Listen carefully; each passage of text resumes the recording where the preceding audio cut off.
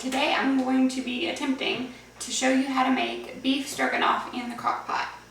Now, I've never made this myself before, so it's going to be an experiment for both of us. If you want to make this, I will link the recipe below, but here are some of the things that you will need. You need a package of lean beef stew. I've already defrosted mine and I'm about to brown it. 2 cans of cream of mushroom soup. They say to put in onion when you're browning the meat, but I'm going to use dehydrated onion instead. You will also need cream cheese, Worcestershire sauce, milk, garlic salt, and a large package of egg noodles. I don't know why these say dumplings, so we're all gonna find out together. And then you can also, if you choose, put in a package of mushrooms. I may try these, I may not. We'll see how I feel when it gets a little further along. So like I said, the first thing that I'm going to do is brown up the lean beef stew, and that way we can get it started and get it in the crock pot. Okay, so I just want to get a quick shot in here of the meat cooking, and you can see where it's sort of, you know, red right here where the juice is coming out and cooking off. Another reason that you want to make sure that it's cooked a little longer in the 4 to 6 hour range is because this cut of meat is a tougher one, which is fine because, you know, it's meant for a stew or something in the crock pot where it's cooked for quite some time. So if you are trying to cook it just, you know, for the shorter end of the spectrum, for just the 4 hours, it's going to be tougher and not as good as it could be if you left it for a little longer. After checking back in with my recipe, it did say at this point to season it with the garlic salt. So I'm just going to very, very lightly season because, like I said before, I don't want to drag. I don't know, you can see this sort of burned bit there. I don't want to drag that into my crock pot. So I'm just going to very lightly sort of toss this on top.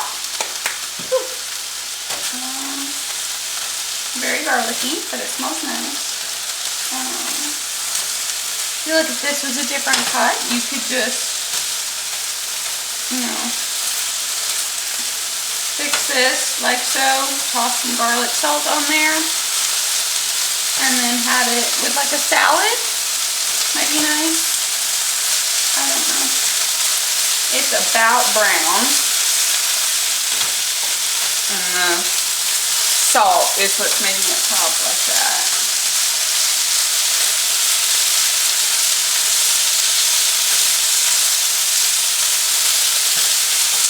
Alright.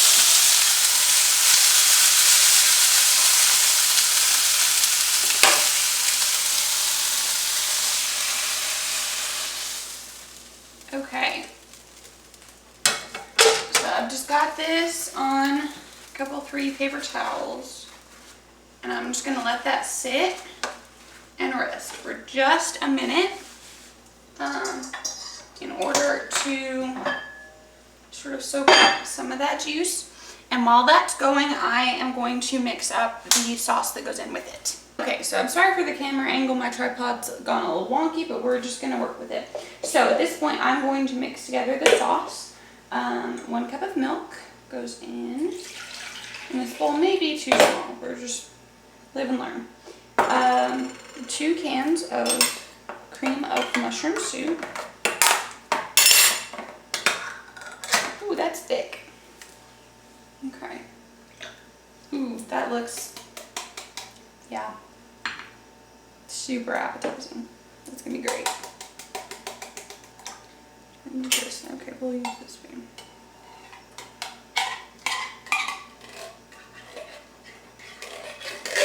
I'm just gonna plop that in there.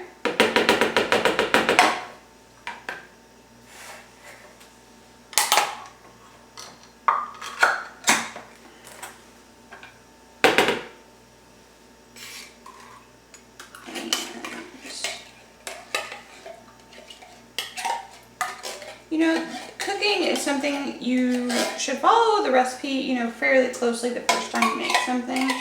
But after that, you know, it's really, cooking is such a personal thing that if you think, well, I don't like that ingredient, well, substitute it for something else. And sometimes it'll turn out and sometimes it won't. But the only way that you're gonna really figure that out is to try. So because I'm using the dehydrated onion and I didn't put that in with the beef stew mix, I'm gonna do that now. And on the back it says that 2 tablespoons equals 1 medium onion chopped. So I need 1 large onion, so I'm gonna do 3 tablespoons because that seems right to me. And maybe a little oniony, but it'll just add flavor, so it'll be fine.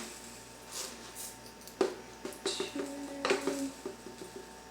Should have measured this out before I started filming, but hey, my camera may not even be picking any of this up, you know, so you just get to watch me dump in anything. I may be cutting off my head at this moment. You never know.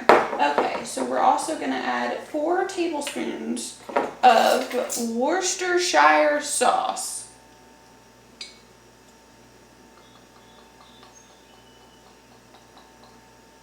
And that's what it says. 1, 2, 3, and 4. That just ran all down the side. Lovely. That's why we wear aprons, so we can wipe our hands on things. Okay. So then we're going to add cream cheese, which is hopefully softened enough to get in the fridge. And it's an 8-ounce package, so pry this open here. Okay, not an 8-ounce package, halfway used. We're just gonna go with it. Rebels. There we go. Okay. I'm gonna go and throw this away before I get to the printer. Okay. Cream cheese. Stir well so not too lumpy. If adding sour cream and mushrooms, which is an optional step, you can do that here. So we may need to get the mixture out for this one because stirring is gonna do nothing. That looks terrifying. I'm not even gonna lie. Can you see this? That I would not eat this in 8 million years. Nope. Okay. Stir. It says stir, but I'm wondering if they don't even like get a stand mixer and use the stir function. We're just gonna, how do you make this not lumpy is my question for this individual who came up with this recipe. How do you suggest that? Okay, let's add sour cream because you know what, why not?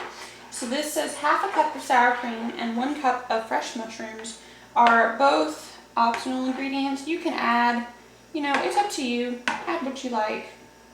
If you don't like mushrooms, don't add them. Just, you know, you might want to stick with the cream and mushroom soup, but that's not going to be, you know, you're not actually staring at the mushrooms. So I'm going to let this sit for a minute and hopefully improve. And while I do that, I'm going to get out a 1/2 cup of sour cream.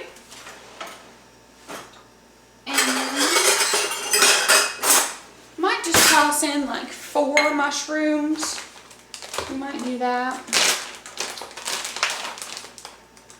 And just like literally 4. 3, 4. There we go. Those will cook down. And if I have to get the mixer out, we'll grind them up in the mixer. Fun times. It's slow, like the cream cheese is slowly melting and it's slowly sort of, I'm trying to tilt it without spilling it out. I don't know if you can see this. My assistant is not available today to help me film. So it's, you know, it's slowly sort of coming together. You can tell yourself that. Mashing it against the side here with the back of the spoon to try and get it to sort of come apart a little quicker. I like to put this in the crock pot because it does take, 6 hours, so you don't want to be putting it in there at 3 o'clock in the afternoon, because then it won't be done in time. But you could always, if you're one of those make ahead meal sort of people, and I realize my elbow is probably in that shot, you could, make this and then have reheated leftovers, and then just you could make this ahead and then make the noodles whenever you wanted to eat this.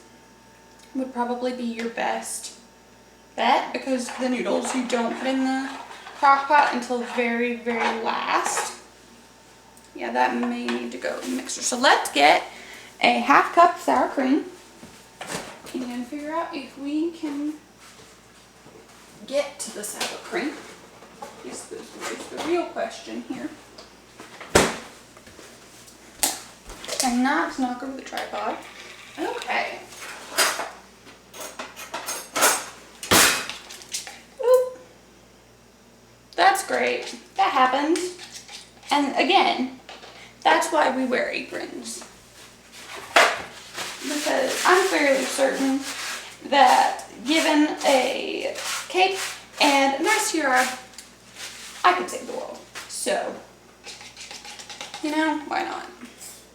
So I'm just gonna dab that in there. If it's 1/2 cup, if it's not, it'll be fine.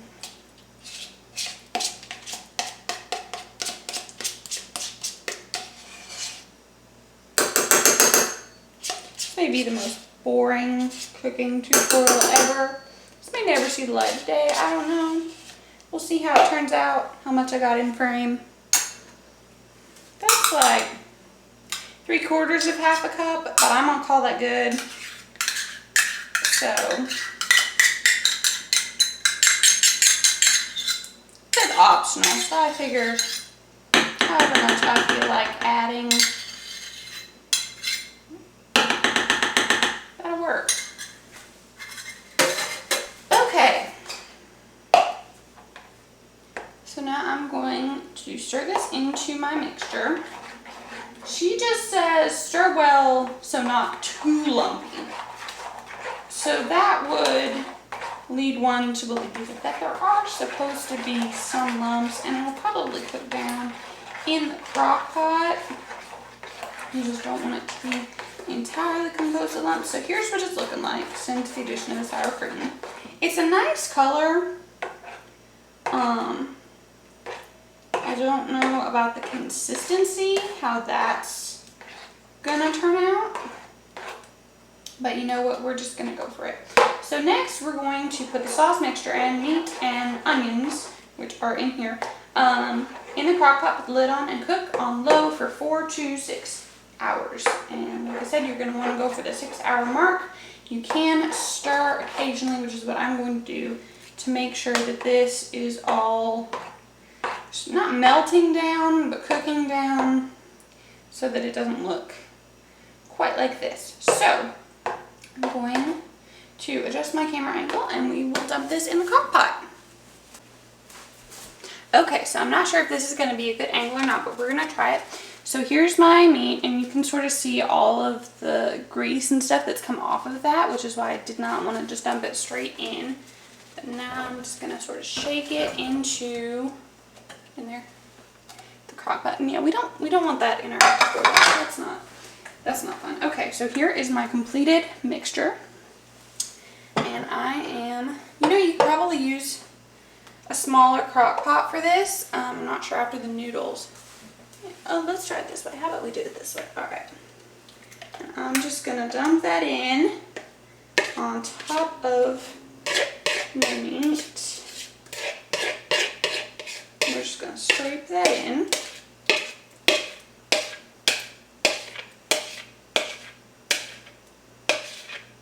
And the important thing to remember with this next step is to plug in your crock pot. Make sure that it is turned on, because if I just left the lid on this and then Okay, we're going for it.